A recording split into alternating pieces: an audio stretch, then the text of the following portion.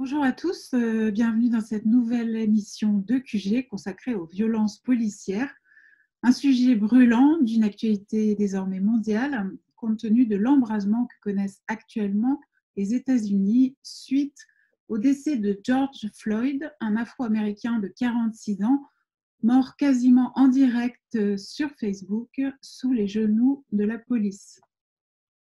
En France, les méthodes du maintien de l'ordre sont elles aussi plus que jamais discutées. Le mouvement des Gilets jaunes a notamment été réprimé depuis fin 2018 avec une férocité rarement observée. Plus de 300 blessures à la tête, 25 éborgnés, 5 mains arrachées, un décès, Zineb Redouane, et j'en passe. Une violence toutefois, bien sûr, expérimentée par les quartiers populaires de longue date. Nous allons y revenir au cours de cette discussion. Une violence qui a redoublé au moment du confinement, ainsi que de très nombreux incidents graves l'ont prouvé. Une violence également expérimentée par de nouveaux publics. Je pense notamment aux militants écologistes qui, il y a quelques années encore, étaient relativement préservés. Avec moi aujourd'hui pour aborder tous ces thèmes, Antoine Boudinet. Bonsoir Antoine. Bonsoir. Antoine, donc vous êtes toujours, que dis-je, sur la liste municipale de Philippe Poutou à Bordeaux. Oui, tout à fait, troisième de liste. Voilà, troisième sur la liste de Philippe Poutou.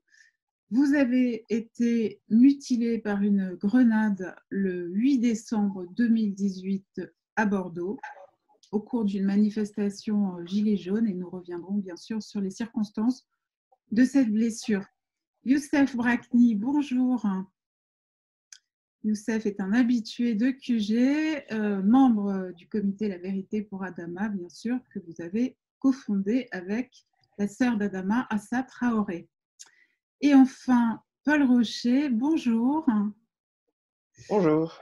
Paul Rocher, vous publiez cette semaine, le 5 juin très précisément, aux éditions La Fabrique, un livre important qui s'appelle « Gazer, mutiler, soumettre, politique de l'arme non létale ». Alors tout d'abord, je voudrais avoir votre réaction à tous les trois, bien sûr, sur les événements que nous suivons heure par heure désormais aux États-Unis. Pensiez-vous tout simplement possible que le meurtre d'un homme noir par des policiers puisse être ainsi le détonateur d'émeutes multiculturelles d'une telle ampleur? Youssef, peut-être. J'imagine que cette histoire fait écho à Oui, celle… bien sûr. Bah, oui, à celle d'Adama, bien sûr. Et non, là, c'est clair que ce qui se passe, c'est vraiment complètement inédit, quoi. Mais bon, en même temps, les images étaient tellement effroyables, tellement barbares, tellement le symbole de ce qu'est la suprématie blanche, en fait, en acte. C'est-à-dire que concrètement, on a pu voir ce qu'était le suprémacisme, notamment qui a été, voilà, on le sait, depuis que Trump est arrivé au pouvoir, il y a énormément d'attentats de militants d'extrême droite. Il y a une explosion même des attentats des militants d'extrême droite. Et donc, cette image-là, elle est horrible parce que c'est la manifestation concrète de ce qu'est la barbarie de la suprématie blanche aux États-Unis. Il y a tout qui va, enfin, le visage du policier, son genou sur la nuque, etc. On a déjà vu des images horribles, même ailleurs dans le monde. Mais la symbolique, là, en fait, elle est trop forte. Malheureusement, les personnes, les gens marchent au symbole. Et là, voir cet homme dire maman, voilà, c'était juste pas possible, quoi.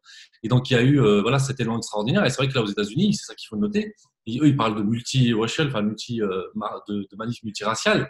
En fait, il y a tout le monde, il y a y compris d'autres minorités comme les latinos, mais il y a aussi beaucoup de blancs américains dans toutes les villes aux États-Unis. Et ça, le système, là par contre, je pense que là, il est en panique. C'est-à-dire que, en fait, pour retrouver ce genre de manifestation aussi large, aussi massive, il faudrait remonter aux actions de Martin Luther King, notamment à Selma. Parce qu'on parle beaucoup de la marche à Washington, mais notamment à Selma, où il avait fait des grandes marches pour que les Afro-Américains puissent avoir le droit de vote. Et donc, on avait vu des gens affluer de tous les États-Unis, quelle que soit la race, enfin, il y avait des blancs, il y avait des latinos, etc. Il y avait vraiment de tout. L'Église, notamment, beaucoup aussi, s'était mobilisée. Et on avait ces grandes marches qu'on voyait à Selma.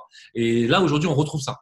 Et là, je pense que le système est vraiment en train de paniquer. Je pense que là, il se passe quelque chose. Là, je viens de voir, juste là, à l'instant, des images à Auckland où on voit des CRS, le genou à terre, des CRS, une brigade entière, une compagnie. Ils se sont tous mis genoux à terre, ils ont désobéi aux ordres, ils ont refusé de réprimer les manifestations. Là, il se passe vraiment quelque chose.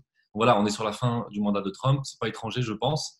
Et évidemment, ça fait écho à ce qui se passe en France, mais dans le mauvais sens du terme. C'est-à-dire qu'en fait, on a l'impression qu'en France, il se passe rien. Donc nous, demain, on appelle un rassemblement massif pour la justice pour Adama, parce que bon, il y a un hasard du calendrier qui fait que voilà, ils ont encore rendu une énième expertise judiciaire qui invente encore des nouvelles maladies ou qui reviennent même au départ. On va parler de l'affaire Adama de près tout à l'heure et on donnera le lieu et l'heure du rassemblement. Antoine, vous suivez, j'imagine, ces événements? Oui. Bah, tout à fait. Alors, effectivement, du côté des Gilets jaunes, c'est en train de bouillir sur le fait comme l'a dit Youssef, de voir que ça se bouge pas autant en France. Parce qu'en vrai, la cocotte minute, c'est-à-dire que la mort de George Floyd, ça a fait exploser une cocotte minute qui bouillait, le verbe bouillir n'est pas facile, qui mijotait depuis déjà un moment, quoi. Et là, ça a fini par exploser. Et c'est la même chose qu'on a en France. Et pourtant, effectivement, c'est très compliqué de mobiliser les gens. Mais moi, personnellement, je ne perds pas espoir. Simplement, va falloir que les Gilets jaunes, notamment certaines branches des Gilets jaunes, comprennent que oui, quartier populaire et Gilets jaunes, même police, même combat, quoi. Enfin, c'est ce que j'aime rappeler comme slogan. Parce que oui, effectivement, les tactiques, non seulement les tactiques d'arrestation et tout ça sont les mêmes, mais les tactiques de faire passer pour des criminels, ce sont exactement les mêmes que nous. Et en plus, il faut quand même admettre que les quartiers populaires vivent ça depuis bien plus longtemps. Donc, ça fait 2 ans. Donc voilà, il faut remettre un peu les choses dans le contexte.